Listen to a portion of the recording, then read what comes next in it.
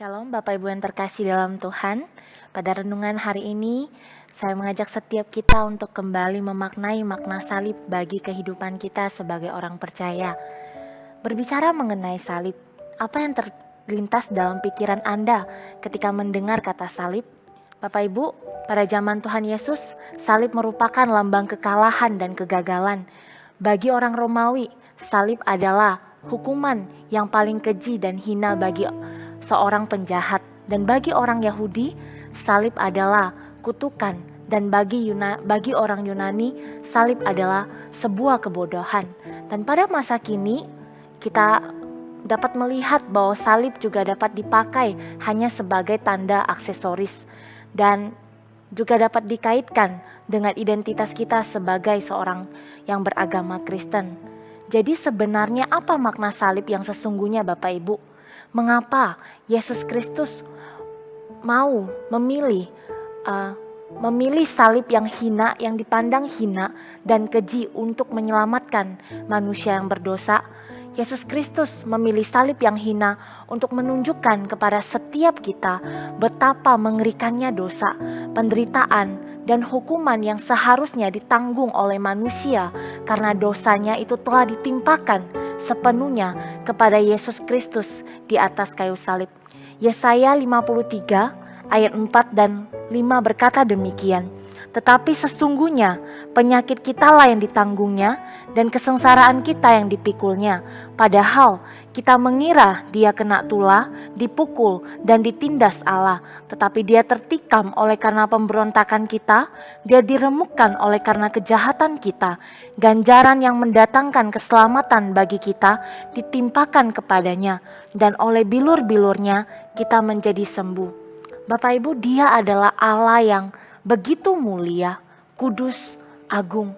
Dia tidak berdosa, tetapi karena kasih-Nya bagi setiap kita manusia yang berdosa, Ia menanggung semua penderitaan itu. Seperti anak domba yang dibawa ke pembantaian, Tuhan Yesus itu tidak membantah. Dia membiarkan dirinya dianiaya, diolok, difitnah, diludahi, dan tubuhnya yang hancur dan terluka itu menunjukkan betapa besarnya pengorbanan Kristus untuk menebus setiap kita. Sehingga kita yang tidak layak ini, yang seharusnya menerima murka Allah, kini telah diperdamaikan. Dan di dalam Dia kita telah dibenarkan oleh Allah. Jadi salib itu bukanlah lambang kegagalan, kekalahan, kutukan, ataupun sebuah kebodohan. Salib itu tidak hanya berbicara kepada setiap kita betapa mengerikannya dosa manusia dan akibat dosa yang seharusnya ditanggung oleh manusia. Tetapi lebih daripada itu Bapak Ibu, salib menyatakan kepada setiap kita betapa besarnya, betapa mulianya kasih Allah bagi kita. Kasih-Nya yang membuat Ia rela berkorban, mengorbankan nyawanya bagi setiap kita. Kasih-Nya yang membuat Ia taat mati di atas kayu salib. Sehingga di dalam salib-Nya kita dapat menemukan pengampunan dan pendamaian. Dan melalui salib-Nya hubungan kita yang rusak dengan Allah dan sesama kita dipulihkan dan didamaikan oleh Allah. Dan karena salib-Nya, kita yang harusnya mati kini telah beroleh hidup yang kekal. Oleh karena itu Bapak Ibu yang terkasih dalam Tuhan, mari di Minggu Paskah ini kita mau merenungkan makna salib yang sesungguhnya. Dan ada dua pertanyaan yang dapat kita renungkan. Yang pertama, saat memandang salib Kristus, apakah Anda melihat dan merasakan kasih itu ada di dalam dirimu?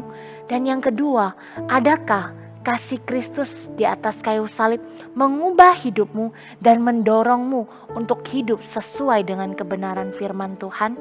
Kiranya pertanyaan ini boleh kita sama-sama renungkan di Minggu Prapaskah ini. Mari kita bersatu dalam doa.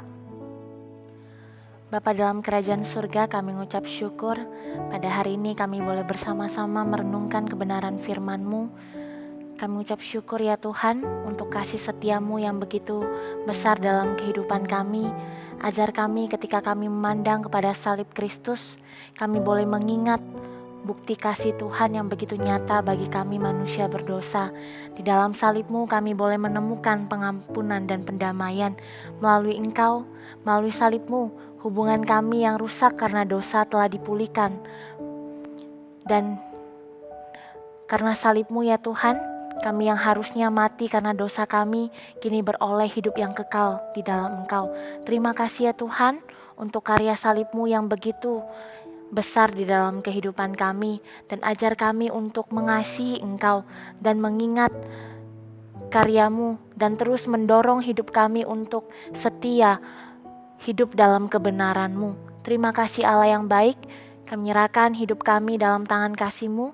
Kiranya Tuhan Engkau terus menolong setiap kami untuk hidup taat kepadamu. Dalam Tuhan Yesus kami berdoa mengucap syukur. Amin.